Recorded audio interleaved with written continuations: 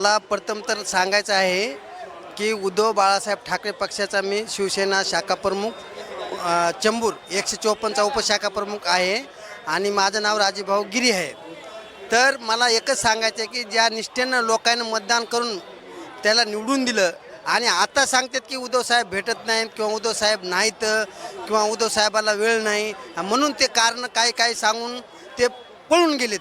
ते काय असे गेले नाहीत, ते ईडी सीबीआयच्या भेवानं पळून गेलेत. आणि भाजप हे फक्त ईडी सीबीआयचं भेव दाखवतंय. सगळ्याच आमदार असू, खासदार असू, उद्योगधंदेवाले असू, व्यापारी असू, सर्वांना भाजप फक्त ईडी सीबीआयचं भेव दाखवतं आणि पक्षात घेतं आणि पक्षात घेऊन त्याला त्या ठिकाणी विलीनीकरण करतं. आज सगळ्याला हे असंच करत राहिलेलं आहे. आणि उद्धव साहेबाला आमच्या छळण्यासाठी त्यानं हे 6 खासदार कशासाठी फोडले की लोकसभेतलं विधेयक पास करण्यासाठी. त्याला लोकसभेत बहुमत नाही ना, म्हणून त्याला ते तृणमूल काँग्रेस ममता बॅनर्जीचे काही खासदार फोडले, काही इकडे फोडले. असं करू त्या ठिकाणी पक्षाचे छोटे मोठे पक्ष आहेत ना, त्याचा आवाज दाबण्याचं काम ही भारतीय जनता पार्टी करते. पण भारतीय जनता पार्टीत काँग्रेसमय जनता पार्टी झाली आहे.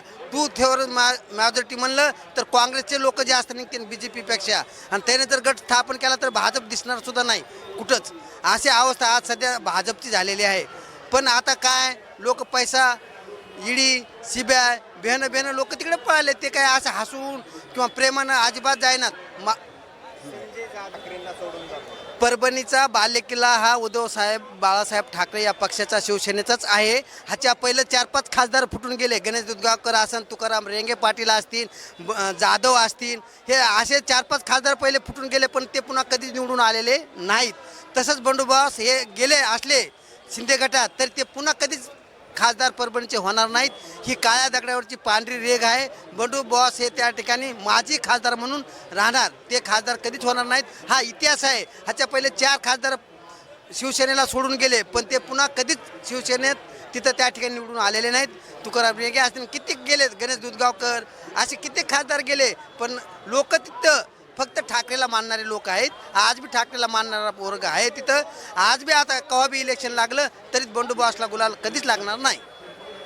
पण जे 6 खासदार गेलेत त्याच्यापेक्षा ओमराजे गेलेला तर फार दुःख वाटतं. कारण ओमराजे हा माणूस चांगला होता.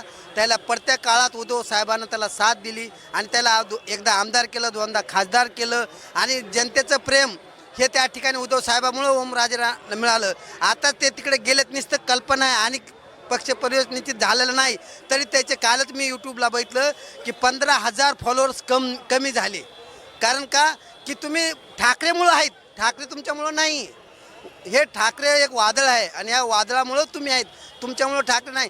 हे एवढ्या संघटनेचा पक्ष आहे, शिवसेनेचा पक्ष आहे. हे कोणा नेत्याचा नाही. एका बंडूबास किंवा ओमराजे लिंबाळकर किंवा ते वाघचौरे फोकचौरे ह्याचा पक्ष नाही आहे. हे जनतेचा पक्ष आहे, शिवसैनिकाचा पक्ष आहे. हे असे आमदार येतील, खासदार येतील, जातील, पण हे लोक जिथल्या तिथं शिवसैनिक आहे, आज बी आहे. आम्ही ठेसा भाकर वडापाव खाऊन त्या ठिकाणी पक्षाचं काम करतो. आम्हाला काही पैशाची अपेक्षा नाही किंवा आम्हाला काही कॉन्ट्रॅक्ट मिळणार नाही किंवा कुठं आम्हाला काही मिळणार नाही. पण आम्ही घरची भाकर खाऊन वडापाव खाऊन पक्षाचं काम करतो. कशासाठी की ठाकरेकडे बघून करतो. आम्ही ओमराजेकडे बघून निवडून दिलं का? बंडू जाधवकडे बघून निवडून दिलं का? मग हे अपक्ष निवडून यायला पाहिजे होते ना पहिलंच. हे पक्षाच्या जीवावर कशाला निवडून आले? अपक्ष लढा ना. आता बी तुम्ही अपक्ष लढा आणि निवडून या, मग दाखवा. मग लोकांना कळण की तुमची पावर आहे का ठाकरेची पावर आहे. ठाकरे हे वादळ आहे. ठाकरे कधीच संपत नसतो, कोणाला संपत नाही. जवळ चंद्र सूर्य आहे तोपर्यंत ठाकरेचं वादळ हमेशा राहणार आहे. माझ्या मतानं बंडू जाधव गेलेत बरोबर. आता तिथं एक पेच निर्माण झालेला आहे, म्हणजे एक जागा निर्माण झाली. ते राहुल पाटील, डॉक्टर राहुल पाटील हे पुढचे खासदार 100% राहणार. 2029ला डॉक्टर त्या ठिकाणी राहुल पाटील हे खासदार 100% राहणार. त्यालाच तिकीट मिळणार आणि ते एक निष्ठावंत आहेत आणि स्वतः ते रनिंग आमदार आहेत बरोबर. ते आमदार असल्यामुळं त्यालाच तिकीट मिळणार जास्त शक्यता आहे आणि ते 100% निवडून येणार. पहिल्या वेळेसुद्धा ते उभा टाकून आले पण त्या ठिकाणी पक्षानं त्याला तिकीट दिलं नाही.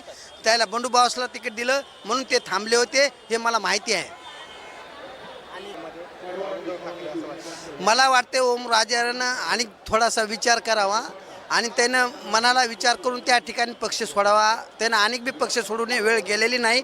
नेटकऱ्याच्या प्रश्नाला उत्तर त्यानं अजिबात दिलेलं नाही. आणि कोणाला न विचारता ते त्याच्या मतदारसंघात लोक किती आक्रमक आहेत शिवसैनिक, ते म्हणतात की ओमराजे तुम्ही त्या ठिकाणी गद्दारी करू नका, तुम्ही त्या ठिकाणी त्या पक्षात जाऊ नका. आणि जर गेले तर मग पक्ष नेतृत्व देईन, ज्याला तिकीट देईन ते निवडून येणार.